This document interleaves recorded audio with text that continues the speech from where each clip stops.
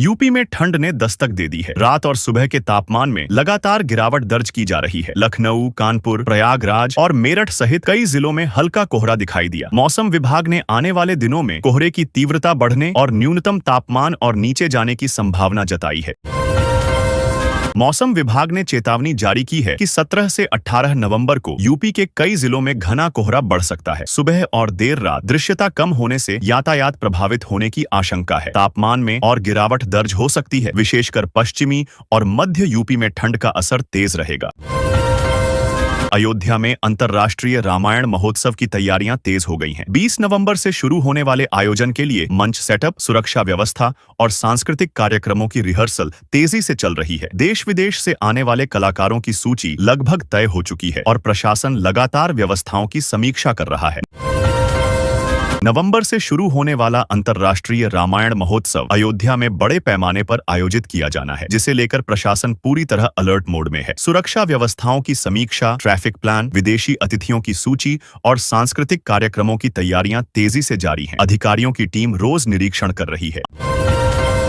अंतर्राष्ट्रीय रामायण महोत्सव के लिए विदेशों से कलाकारों के आने का सिलसिला शुरू हो गया है। इंडोनेशिया, थाईलैंड, नेपाल और श्रीलंका जैसे देशों के सांस्कृतिक दल अयोध्या पहुंच रहे हैं। उनके आगमन के साथ ही रिहर्सल और मंचन की तैयारियां तेज हो गई हैं। प्रशासन ने स्वागत और सुरक्षा की विशेष व्यवस्थाएं की हैं। बिजली दरों में बढ़ोतरी को लेकर यूपी में सियासत गर्म हो गई है। विपक्ष ने सरकार पर जनता पर बोझ बढ़ाने का आरोप लगाया है, जबकि सरकार का कहना है कि सुधार और बिजली व्यवस्था को बेहतर बनाने के लिए यह कदम जरूरी है। इस मुद्दे पर विधानसभा और सोशल मीडिया दोनों जगह बहस तेज है। डेंगू और मलेरिया के मामलों में यूपी के कई जिलों में कमी दर्ज की गई है, लेकिन स्वास्थ्य विभाग सतर्क बना हुआ है। टीमें घर घर जांच, फॉगिंग और एंटी लार्वा अभियान जारी रखे हुए हैं। अधिकारियों ने लोगों से पानी जमा न होने देने और लक्षण दिखते ही तुरंत जांच करवाने की अपील की है। बेसिक शिक्षा विभाग ने स्कूलों में शिक्षण गुणवत्ता और मिड डे मील व्यवस्था को सुधारने के लिए कार्रवाई तेज कर दी है। कई जिलों में निरीक्षण के दौरान लापरवाही पाए जाने पर शिक्षकों व रसोइयों को नोटिस जारी किए गए हैं। विभाग ने स्पष्ट निर्देश दिए हैं कि भोजन की गुणवत्ता, उपस्थिति और पढ़ाई पर किसी भी तरह की लापरवाही बर्दाश्त नहीं की जाएगी। कानपुर मेट्रो के फेज 2 को मंजूरी मिल गई है। इस चरण में लगभग 17 किलोमीटर नई मेट्रो लाइन विकसित की जाएगी, जिससे शहर के दक्षिण और पूर्वी हिस्सों को बेहतर कनेक्टिविटी मिलेगी। अधिकारियों के अनुसार परियोजना का विस्तृत DPR अनुमोदित हो चुका है और अगले महीने टेंडर प्रक्रिया शुरू होने की संभावना है। इससे शहर में यातायात दबाव कम होगा। कानपुर मेट्रो फेज 2 के तहत नई मेट्रो लाइन को स्वीकृति मिल गई है। लगभग 17 किलोमीटर लंबे इस रूट के लिए DPR मंजूर हो चुका है और अधिकारियों ने बताया कि परियोजना के पहले चरण के लिए अगले महीने टेंडर जारी कर दिया जाएगा। इस विस्तार से शहर के कई इलाकों को बेहतर कनेक्टिविटी मिलेगी। लखनऊ में यातायात व्यवस्था में बदलाव किए गए हैं ताकि भीड़ भाड़ वाले इलाकों में ट्रैफिक दबाव कम हो सके। चारबाग, हजरतगंज, आलमबाग और परिवर्तन चौक क्षेत्र में नए डायवर्जन लागू किए गए हैं। पीक आवर्स में भारी वाहनों की एंट्री सीमित की गई है। पुलिस ने लोगों से नए रूट प्लान का पालन करने की अपील की है। यूपी पुलिस ने राज्य भर में अवैध गतिविधियों के खिलाफ बड़ी कार्रवाई की है। विशेष अभियान के दौरान कई जिलों 3 में अवैध हथियार रखने, चोरी, नशा तस्करी और गैंग गतिविधियों में शामिल आरोपियों को गिरफ्तार किया गया। कुल मिलाकर दर्जनों अभियुक्तों को पकड़ा गया है। पुलिस ने बताया कि यह अभियान आगे भी जारी रहेगा। कृषि मंडियों में प्याज के दाम में नोटिसेबल गिरावट दर्ज की गई है। पिछले हफ्ते तक ऊंचे दामों पर बिक रहा प्याज अब किसानों को कम कीमत पर बेचने को मजबूर कर रहा है। आपूर्ति बढ़ने और नए पैदावार आने से रेट नीचे आ गए हैं। किसान बाजार स्थिर होने का इंतजार कर रहे हैं, जबकि व्यापारियों का कहना है कि कीमतों में उतार चढ़ाव कुछ दिन और जारी रह सकता है। नोएडा में एक नए IT पार्क की घोषणा की गई है, जिससे क्षेत्र में बड़े पैमाने पर रोजगार के अवसर बढ़ने की उम्मीद है। परियोजना के तहत अत्याधुनिक इंफ्रास्ट्रक्चर, स्टार्टअप हब और टेक कंपनियों के लिए विशेष सुविधाएं विकसित की जाएंगी। अधिकारियों का अनुमान है कि यह IT पार्क तैयार होने पर करीब 15,000 युवाओं को रोजगार प्रदान करेगा। आगरा में पर्यटकों की संख्या में इस हफ्ते खासा इजाफा हुआ है। वीकेंड और अनुकूल मौसम के चलते ताजमहल, आगरा फोर्ट और फतेहपुर सीकरी में भीड़ बढ़ी है। पर्यटन विभाग के अनुसार टिकट बिक्री में 40 से 50% तक बढ़ोतरी दर्ज की गई है। होटल और स्थानीय बाजारों में भी रौनक दिखाई दे रही है। प्रयागराज में गंगा सफाई अभियान तेजी से जारी है। प्रशासन और स्थानीय निकायों की टीमों ने संगम क्षेत्र समेत कई घाटों पर विशेष अभियान चलाकर कचरा हटाया और जल में साफ सफाई की। एनजीओ और स्वयंसेवी समूह भी इस प्रयास में जुड़े हैं। अधिकारियों ने इसे नियमित प्रक्रिया के रूप में जारी रखने के निर्देश दिए हैं। मथुरा में आगामी त्योहारों और मेलों को देखते हुए सुरक्षा बढ़ा दी गई है। पुलिस ने संवेदनशील स्थानों पर अतिरिक्त बल तैनात किए हैं और सीसीटीवी निगरानी बढ़ाई गई है। ट्रैफिक नियंत्रण और भीड़ प्रबंधन के लिए विशेष व्यवस्था की गई है। अधिकारियों ने लोगों से अनुशासन का पालन करने और संदिग्ध गतिविधियों की सूचना देने का आग्रह किया है। रेलवे ने लखनऊ वाराणसी रूट पर कुछ ट्रेनों के 10 बजे से 12 बजे तक चलने वाले सभी ट्रेनों को रोक दिया है। समय में बदलाव की जानकारी दी है। सुबह और शाम के समय कोहरे के चलते दृश्यता कम होने की संभावना के कारण यात्रियों की सुरक्षा के लिए अगले सप्ताह से अतिरिक्त सुरक्षा और निगरानी व्यवस्था लागू की जाएगी। यात्री अपनी यात्रा की समय सारणी पहले से जांच लें। लखनऊ में आयोजित यूपी ओपन बैडमिंटन चैंपियनशिप के फाइनल मुकाबलों 10 बजे से शुरू होंगे। मेन मेहमान खिलाड़ियों का दबदबा देखा गया। घरेलू खिलाड़ी अच्छे प्रदर्शन के बावजूद अनुभवी विदेशी और अन्य राज्यों के खिलाड़ियों के मुकाबले पीछे रहे। आयोजकों ने टूर्नामेंट की सफलता की बात कही और भविष्य में और प्रतियोगिताएं बढ़ाने का इरादा जताया। यूपी बोर्ड परीक्षा 2026 की तैयारी तेज हो गई है। बोर्ड ने सभी विद्यालयों को परीक्षा केंद्रों की सूची और छात्र संख्या अपडेट करने के निर्देश भेजे हैं। सूत्रों के अनुसार हाई स्कूल और इंटरमीडिएट का टाइम टेबल इसी हफ्ते जारी होने की संभावना है। परीक्षा फरवरी-मार्च 2026 में होने की तैयारी है। लखनऊ में प्रदूषण स्तर तेजी से बढ़ गया है और कई इलाकों में AQI बहुत खराब श्रेणी में पहुंच गया है। सुबह और शाम के समय धुंध और स्मॉग की स्थिति बन रही है। विशेषज्ञों ने सांस और हृदय रोगियों को सावधानी बरतने की सलाह दी है। प्रशासन ने प्रदूषण नियंत्रण के लिए सख्ती बढ़ाई है। मुख्यमंत्री योगी आदित्यनाथ ने आज प्रदेश में कई विकास परियोजनाओं के लोकार्पण का ऐलान किया है। इनमें सड़क सुधार, पेयजल आपूर्ति, स्वास्थ्य सुविधाओं का विस्तार और ग्रामीण क्षेत्रों में नई विद्युत लाइनें शामिल हैं। सरकार का दावा है कि इन परियोजनाओं से स्थानीय रोजगार बढ़ेगा और जनता को सीधे लाभ मिलेगा। यूपी पुलिस भर्ती 2025 में फिजिकल टेस्ट की नई तिथि जल्द जारी होने की संभावना है। भर्ती बोर्ड ने कहा है कि संशोधित शेड्यूल तैयार है और अंतिम अनुमोदन के बाद नोटिस जारी किया जाएगा। अभ्यर्थियों को सलाह है कि वे आधिकारिक वेबसाइट पर नजर बनाए रखें और अपनी तैयारी जारी रखें। वाराणसी में प्रधानमंत्री के आगामी दौरे से पहले घाटों और काशी विश्वनाथ कॉरिडोर क्षेत्र में बड़े पैमाने पर सफाई अभियान चलाया जा रहा है। नगर निगम, NDRF और विशेष टीमों को तैनात किया गया है। गंगा घाटों की धुलाई, सड़क सफाई और सजावट का काम तेजी से हो रहा है। शहर में सुरक्षा भी बढ़ाई गई है। कानपुर में IIT कानपुर ने नई टेक्नोलॉजी आधारित स्टार्टअप फंड लॉन्च किया है। इस फंड का उद्देश्य युवा उद्यमियों, एक और नवाचार आधारित स्टार्टअप्स को वित्तीय सहायता, मेंटरशिप और रिसर्च सपोर्ट उपलब्ध कराना है। इससे AI, cyber security, green energy और डीप टेक जैसे क्षेत्रों में नए स्टार्टअप को बढ़ावा मिलने की उम्मीद है। गोरखपुर के गोरखनाथ मंदिर में हाल के दिनों में श्रद्धालुओं की भीड़ तेजी से बढ़ी है। बढ़ती भीड़ को देखते हुए प्रशासन ने सुरक्षा व्यवस्था सख्त कर दी है। मंदिर परिसर और आसपास के इलाकों में अतिरिक्त पुलिस बल तैनात किया गया है। CCTV निगरानी बढ़ाई गई है और प्रवेश मार्गों पर विशेष चेकिंग भी की जा रही है। नोएडा के सेक्टर 62 में IT कंपनियों के लिए नई सुविधाओं का शुभारंभ किया गया है। इन सुविधाओं में हाई स्पीड कनेक्टिविटी, आधुनिक coworking space, startup incubation centre और उन्नत सुरक्षा व्यवस्था शामिल है। इससे क्षेत्र में निवेश बढ़ने, रोजगार के अवसर बनने और IT सेक्टर के विस्तार को गति मिलने की उम्मीद है। आगरा में ताजमहल क्षेत्र में पर्यटकों की बढ़ती भीड़ के कारण यातायात व्यवस्था प्रभावित हो गई है। सुबह से ही ताजगंज और फतेहाबाद रोड पर जाम की स्थिति बनी रही। पुलिस ने वैकल्पिक मार्गों की व्यवस्था की है और ट्रैफिक पुलिस की अतिरिक्त टीमें तैनात की गई हैं। पर्यटकों की सुरक्षा और व्यवस्था पर खास जोर दिया जा रहा है।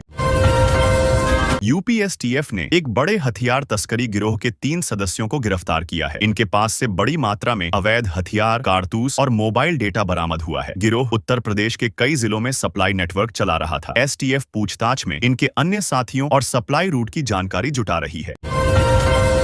मेरठ में पुलिस और प्रशासन की संयुक्त टीम ने अवैध पटाखा फैक्ट्री पर बड़े पैमाने पर छापा मारा। कार्रवाई के दौरान भारी मात्रा में तैयार पटाखे, कच्चा बारूद और अन्य विस्फोटक सामग्री बरामद की गई। फैक्ट्री आवासीय क्षेत्र में चल रही थी, जिससे बड़ा हादसा हो सकता था। जिम्मेदार लोगों के खिलाफ सख्त कार्रवाई की जा रही है।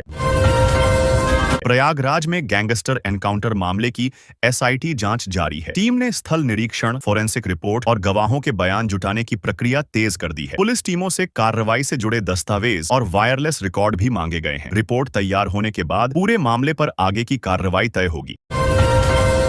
लखनऊ गाजियाबाद रूट पर नई एक्सप्रेस ट्रेन सेवा आज से शुरू हो गई है। यह ट्रेन दोनों शहरों के 10 बजे सुबह रवाना होगी। यह ट्रेन दोनों शहरों के बीच चलेगी। बीच तेज और सुविधाजनक यात्रा प्रदान करेगी। नई सेवा में आधुनिक कोच, बेहतर सीटिंग और समयबद्ध संचालन का ध्यान रखा गया है। रेल मंत्रालय के अनुसार इससे यात्रियों को वैकल्पिक और तेज कनेक्टिविटी का लाभ मिलेगा।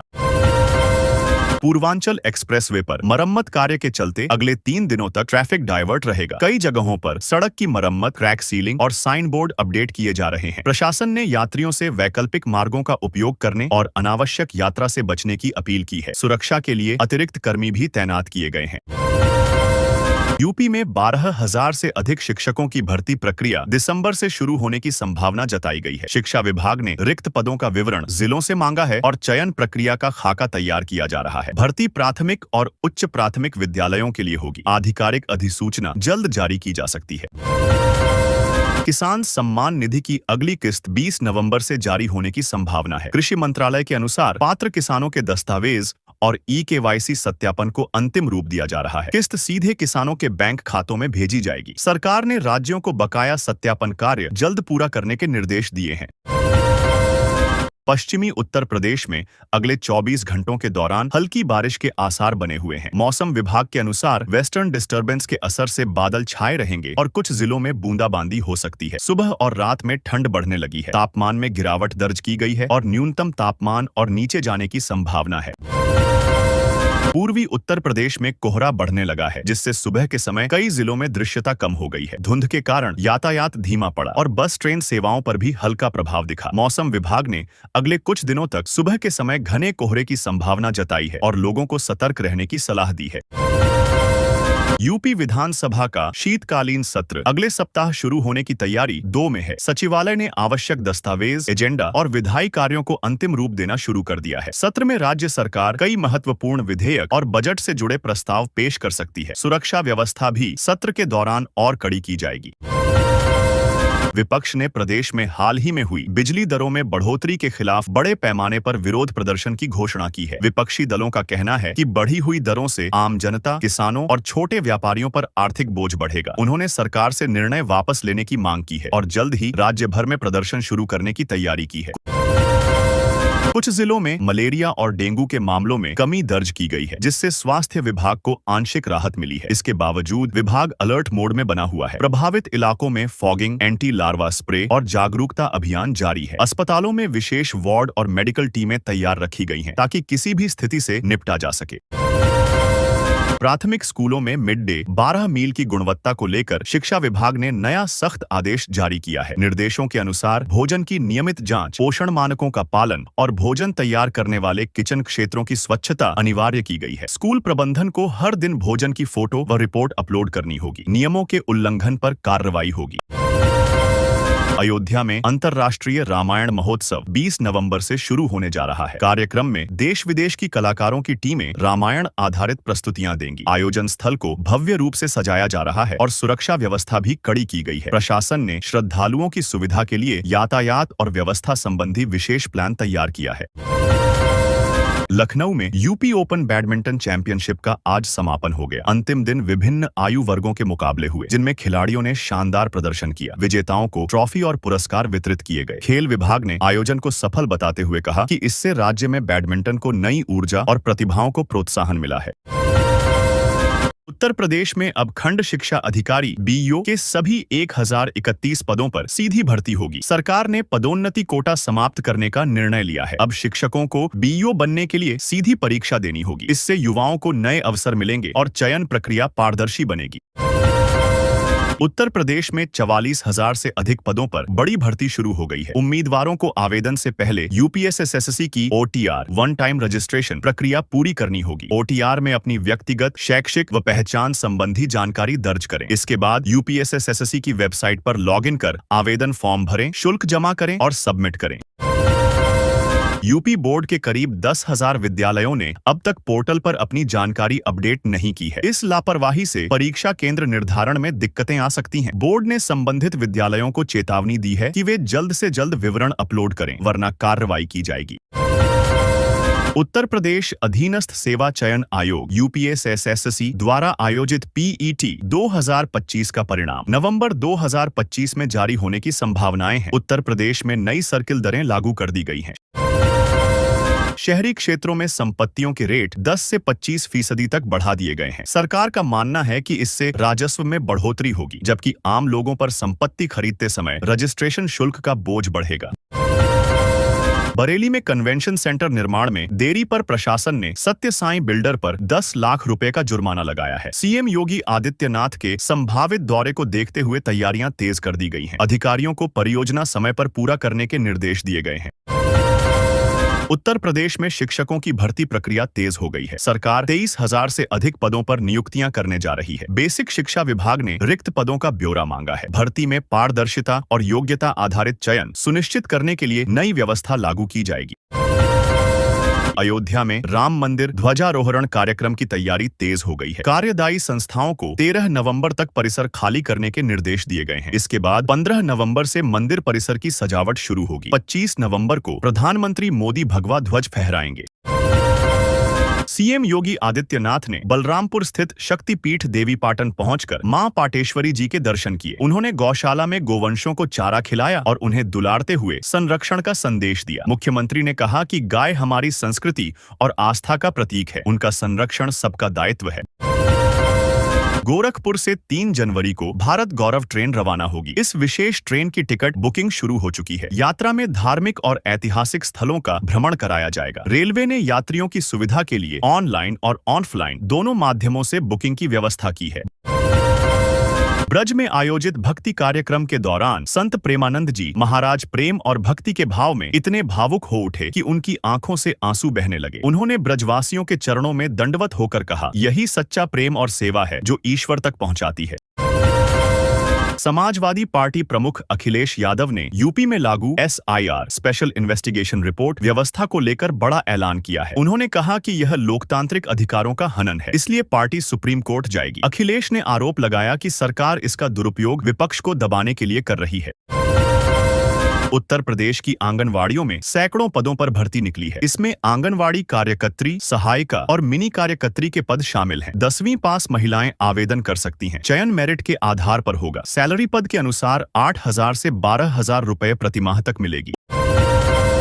उत्तर प्रदेश में होमगार्ड भर्ती का नोटिफिकेशन जारी हो गया है। हजारों पदों पर यह भर्ती की जाएगी। वहीं एडेड स्कूलों में शिक्षकों की भर्ती की तैयारी भी चल रही है। इसके अलावा जेईई भर्ती में बीटेक अभ्यर्थियों को आवेदन की अनुमति नहीं दी गई है। केवल डिप्लोमा धारक पात्र होंगे।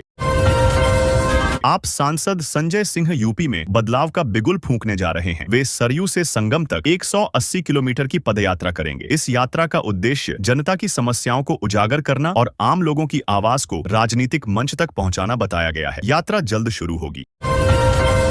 किसानों को राहत देने के लिए उत्तर प्रदेश सरकार ने बड़ा फैसला लिया है। अब कृषि उत्पादों के निर्यात भाड़े का 30% खर्च सरकार वहन करेगी। यह योजना जल्द लागू की जाएगी। इससे किसानों को अंतर्राष्ट्रीय बाजार में प्रतिस्पर्धा में बढ़त मिलेगी और कृषि निर्यात को बढ़ावा मिलेगा।